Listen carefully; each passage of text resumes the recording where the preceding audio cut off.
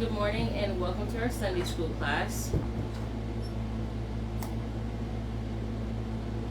Excuse me. Awkward silence. I thought I was about to sneeze, but I didn't. We're just going to go ahead and get back into the miracles of healing. We only have a few more before we go to different miracle.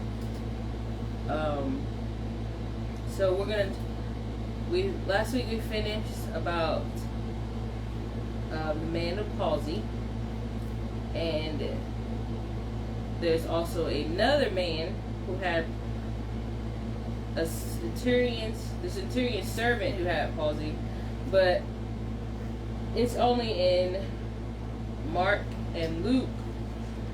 So let's go to Mark 3:1-5, and then, if I'm not mistaken, Luke 6. Make sure that's right. Is it Mark 3? Yes. Okay, and then Luke 6.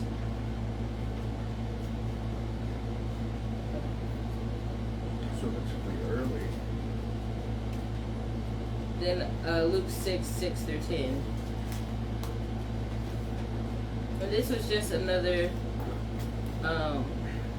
person that had palsy, but it's a centurion's servant who has it this time. Oh wait, which one am I hearing? This is the man with the withered hand. Which one did I use? Oh, wrong one. I'm in the wrong one. Okay, so sorry. Matthew 8. We are going to talk about that. Matthew 8. We did? No, we're going to. Oh, I see. Let me make sure that's right. Matthew 8. 5. It's going to be 5-13. Yes. Yes. Okay, and then Luke. That's what it is because they're both in. Okay, Luke 7. Yes, 1. Okay, so go ahead and look Matthew. Starting Verse 5. And when Jesus was entered into Capernaum, there came unto him a centurion, beseeching him, and saying, Lord, my servant lieth at home sick of the palsy, grievously tormented. And Jesus saith unto him, I will come and heal him. The centurion answered and said, Lord, I am not worthy that thou shouldest come under my roof, but speak the word only, and my servant shall be healed. For I am a man under authority, having soldiers under me, and I say to this man, Go, and he goeth, and to another, Come, and he cometh, and to my servant, Do this, and he doeth it. When Jesus heard it, he marveled, and said unto them that followed, Verily I say unto you, I have not found so great faith, no, not in Israel. And I say unto you that many shall come from the east and west, and shall sit down with Abraham and Isaac and Jacob in the kingdom of heaven. But the children of the kingdom shall be cast into outer darkness, there shall be weeping and gnashing of teeth. And Jesus said unto the centurion, Go thy way, and do as thou hast believed, so be it done unto thee. And the servant was healed in the selfsame hour. Okay. Now let's look at Luke's account, which is Luke 7:1-10.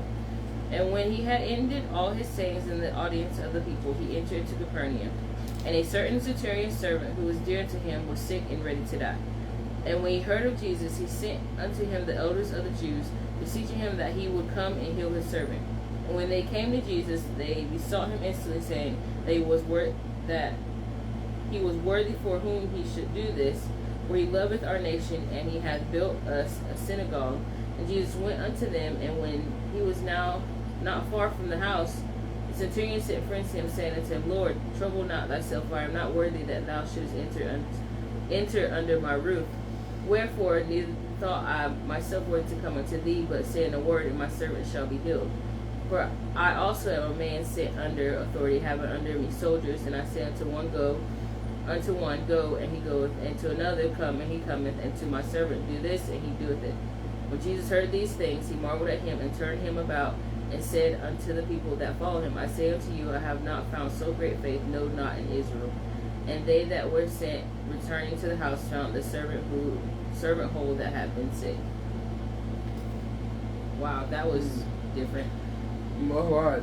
Like a whole bunch different. It took me so long, by the way, when I was little to understand what that verse meant about the cometh, he cometh, and doing, he doeth. I was like, well, what is that supposed to mean? And then when I got older, I was like, oh, I get it now. Yeah. But I still, like, that's a confusing statement. Yeah, it is. Okay, so let's compare Matthew's Speaking account of and Luke. confusing statements, sometimes I get why people thought Jesus was crazy. I mean, I really do. There's some times where he would say something and everybody would kind of be like, what? Because, like, this whole thing, you know, I have not... See, Luke knew what he was doing because he probably knew all about the gnashing of teeth thing, but he left that out because no one would have understood that. Well, I mean, it was in the middle of a... Yeah. It was just it's kind of weird because he goes, I've not found such great faith, not in Israel. And then he says that many shall, and I say unto you, that many shall come from the east and west and shall sit down with Abraham and Isaac and Jacob in the kingdom of heaven. And everybody's kind of confused. But the children of the kingdom shall be cast out to outer darkness, there shall be weeping and gnashing of teeth. It just, you get what he's saying, but there's a lot of times you're like, oh, this is kind of weird. You know, he just says something randomly. But now we get it because we have the whole Bible to look at. But like then, they had no idea what he was talking about. True. All right, so let's compare the accounts. So as I was reading, and remember what you had read, Bill, I was trying to just put them all together. And Matthew's account was not as detailed as Luke's account was. Like, especially when it was talking about, let's see, Matthew's account starts with 5. And when Jesus was entering into Capernaum, there came to him a centurion beseeching him. Okay. They had more, I think, things that were outside of it. Yes. Like, Luke said, you know, oh look, this guy built us a synagogue. And like, you know, other people talking other than just the centurion. Because Matthew's is the centurion talking directly to Jesus. Right. Luke's but is the it said that sending messengers unto Jesus. In Matthew's account, there came unto him a centurion beseeching him. In Luke's account, on the other hand, 6, it says, I was looking at it, I'm like, wait, what? Yeah. In Luke's account, the centurion didn't want to go to Jesus. No, he sent word through the elders. He said, yes. So, that's different. Yeah, a lot. Because usually the accounts are similar in some type of way. One has more information than others, or something has something that others don't have. But this is Jesus and said unto him, I will come and heal him. The centurion answered and said, like, it's not like his friends came over and said for him. It was like he directly answered. He went. It's almost like he wasn't there at first. And it's also Jesus, I will come and heal him, not I was 5 minutes away from his house when he sent somebody to me. Right. And so, yeah, and that was different. And then there's some other things that were kind of thrown in there too that I was like, what does that even have to do with? But they were saying how good the centurion was to them. He built them a synagogue and all this stuff. But it said Luke's account said he sent word through, the elders of the Jews? Yeah. Is that what he said? He sent unto him the elders of the Jews, beseeching him that he would come and heal his servant. Right, and so, but then... Because I imagine he thought that Jesus, being the supposed religious leader of the Jews, wouldn't want to talk to him as a Gentile. So it would be easier to send unto him, you know, that... Yeah, that makes sense, too. Also, there was a Jewish law, as far as I know, there was a Jewish law that forbade you from entering under the roof of a Gentile. Yeah. Which is why... But Jesus... A big reason why this also happened is because Jesus was fine to go do that. Yes, he was. Because he didn't... I don't think... I mean, we know that most of the Jews don't accept him now, but they would not have if they had thought that he wasn't operating under the law. Right. Because the Pharisees would have crucified him there. I mean, not really, but, well, you know... they would have crucified him when he killed somebody on the Sabbath day. I mean, you know, it would have invalidated him, I think, to do that. And I think God, you know, he was perfectly willing to go and do that, but I don't think the Jews would have accepted him as much as they did at that time. Right. either way, the centurion servant was healed. But the accounts that these two give, this is, as we've done all the accounts and looked at the miracles, this was one that was totally like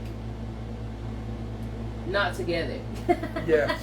Well, I also, sorry, this is about Yeah. what I was saying before, but I also think that's a little translation thing where it says, I'm not worthy for you to enter under my roof. That's probably what the direct, I don't know the direct Greek or whatever, but that's probably what they were saying, is that you're not supposed to. Yeah. You know, I'm a Gentile, not a Jew. You can't enter under my roof. Well, it's just like him saying, and you don't need to because of this. Yeah. And so he just said, saying the word only. And then Jesus told him he hasn't seen any type of faith like that in Israel. Yeah. He just believed that he can just talk to Jesus and that Jesus would just say, all right, your servant's going to be healed. And surely it was. He didn't question it. He didn't doubt it. He just went about. And in Matthew's account, it said that the centurion was healed that same hour. Let me go back. Self-same hour. The self-same hour, whereas Luke doesn't.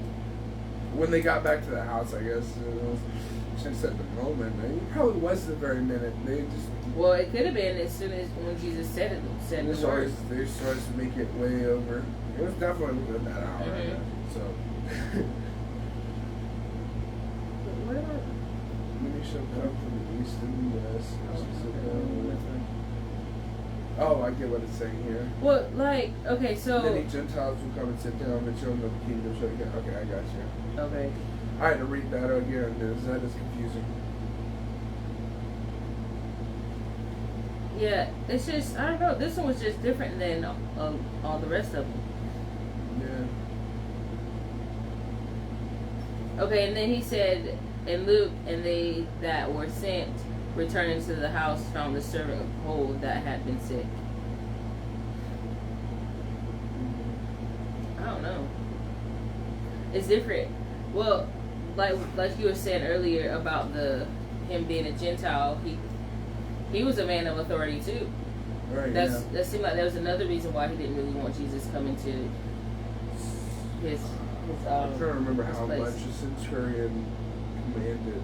Well, it said go and they goeth, come and they cometh, and you know. So if the centurion told him to go, they had to go, no questions asked. Right. And if you tell them to come, they had to come, no questions asked. It's almost like a well, I guess you could ask questions, I don't know, but not really knowing the I don't know what legionaries are. Hold on. the authority of, let's see, this little Bible has the. Okay, so they were in charge of about 80 soldiers. Okay. Centurion, or legionaries if you prefer. I don't even know how to pronounce it. I should know how to pronounce it. That's an interesting thing to know.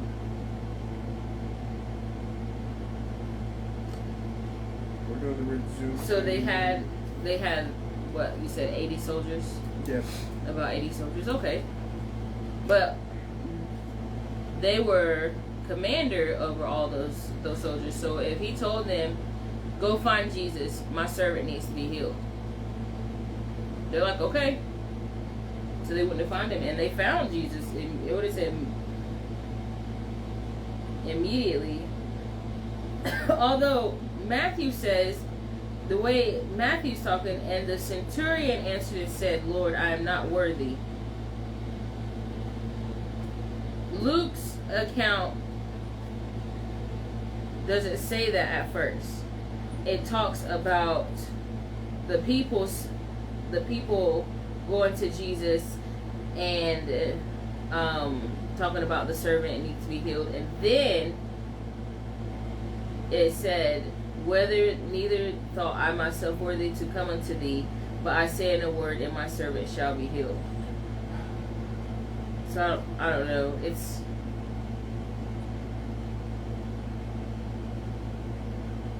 I don't know if Luke's account is really his account. Is he talking? Is he getting his stuff from? I don't know. It's sometimes I think Luke could be the true account because of all the extra details, whereas Matthew has the same details, but not as right, more in depth.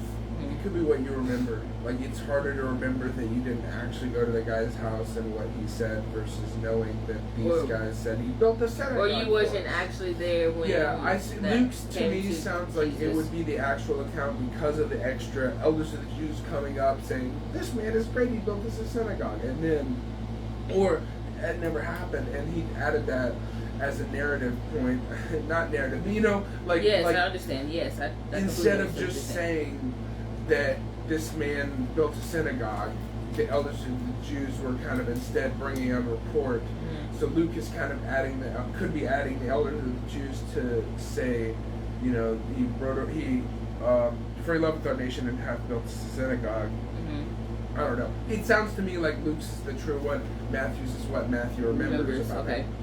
Because it's definitely a lot easier when you're thinking of messages, especially when they're coming from probably Romans in general, because that would be the kind of people he would send as servants. Mm-hmm. So if he sent people under him, it could have been soldiers under him, it could have been anybody. So they could have mistook that for him or something like that, where it answered and said, "Who knows?" But, who knows? We don't really know. We're just studying. Matthew filling in details or Luke adding details. Right. But we do know because of the centurion's faith, Jesus just spoke the word and his servant was healed. That also showed that, yes, he's in command over all these 80 men, but he still cared about them. Right. Cared about who they were, if they got sick. And he showed how great his faith was to all, not only to Jesus, but he showed how great his faith was to the people that were following Jesus. Because how many times does it, well, it probably takes a whole bunch of times, but when Jesus says something to us, we have to, it's almost like we have it on repeat over and over and over again before we actually go and do it immediately. And some things we do just go do immediately, and then some things it's just like circles, it's going in circles instead of just going to do what we're supposed to do. So he showed that not only to Jesus, who knew, but to all the people that were around him too. And so I think that showed also the how great Jesus was also, because this man's faith in Jesus, no doubt, no question, that his centurion, that his servant was going to be healed, and Jesus believed him, believed that faith that he had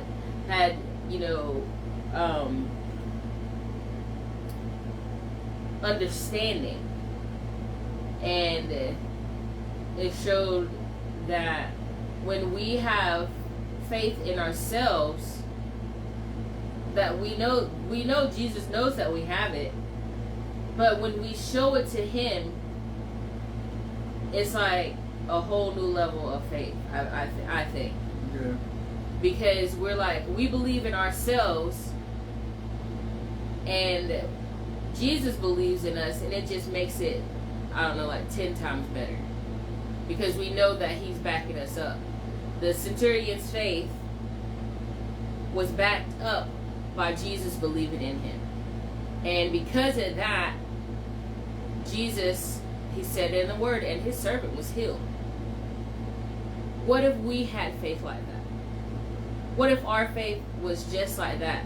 Knowing that Jesus is always Jesus is with us anyway and backing us up.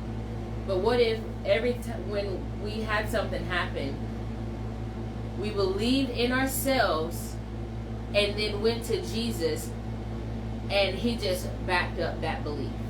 It just makes it even better. And then we just go about. We need to find that faith. We need to have that type of faith that we know that Jesus would help us, but we have to believe in ourselves also. And this is what this centurion did. And because he did that, his servant was healed. Find that faith. I'm going to find that faith.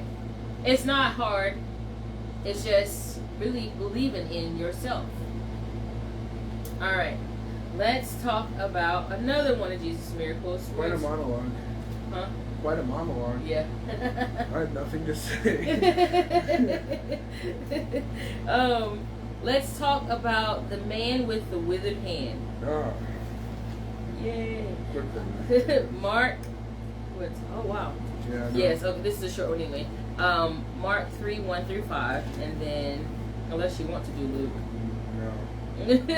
Luke 6:6-10. All right, go ahead. Start yours. And he entered again into the synagogue, and there was a man there which had a withered hand. And they watched him whether he would heal him on the Sabbath day, that they might accuse him. And he saith unto them, Is it lawful to do good on the Sabbath day, or to do evil, to save life, or to kill? But they held their peace. And when he had looked round about on them with anger, being grieved for the hardness of their hearts, he saith unto the man, Stretch forth thine hand. And he stretched it out, and his hand was restored whole as the other.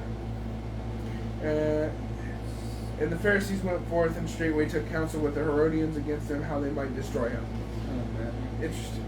Okay, so let's look at Luke's account. All right, Luke is 6:6-10.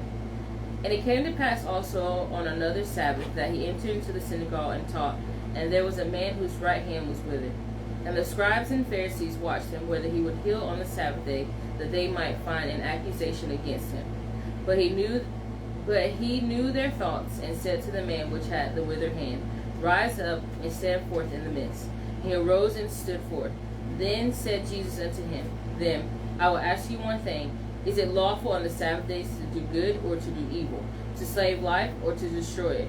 And looking around about upon them all, he said unto the man, Stretch forth thy hand. And he did so, and his hand was restored whole as the other. But then it Which says, chapter was that in? That was in 9. Luke 6:6-10. 6. Well, but you know what it said afterwards? And they were filled with madness and and they were filled with madness and communed one with another what they might do to Jesus. I've had that happen before. I've been filled with madness. That's how it feels. Okay, so I love how they say that too. Like it's like 10-year-olds, like a cartoon. What they might do to Jesus. We should do this. Right. Man, I wish I could crucify him. And then the other one. What was the other thing he said? And when he looked round about on them with anger, I've definitely done that. Somebody else looked around about with anger, but I love how there's always like they don't even have names anymore. There's no Pharisees, there's no Sadducees, there's no scribes. There's like and they. Yes. Because everybody knows. Everybody knows who they're talking about. They know who they're talking about. There's no mention. Yes. Of who it is and the Pharisees went forth and straightway took counsel. Other than that, there's no mention of who it is. They know it was them. It's always them. Well, okay, so Mark's account, all it says is he entered again into the synagogue, and there was a man which had a withered hand. Luke's account says, and it came to pass also on another Sabbath that he entered into the synagogue and taught, and there was a man whose right hand was withered. I've always wondered if the week passes quicker every other day, because that's how it always feels. It always feels like every miracle Jesus ever did was on the Sabbath day. Or maybe those are just ones they talk about. But like it really, there's so many miracles that are on the Sabbath day that it really feels like he doesn't do anything else any other day of the week. He just sits and talks, and then on the Sabbath he's like, alright, I better heal a bunch of people so they can get mad at me. I don't know. It just always feels like that. It was every miracle. Well, you saw in Luke where he said on another Sabbath.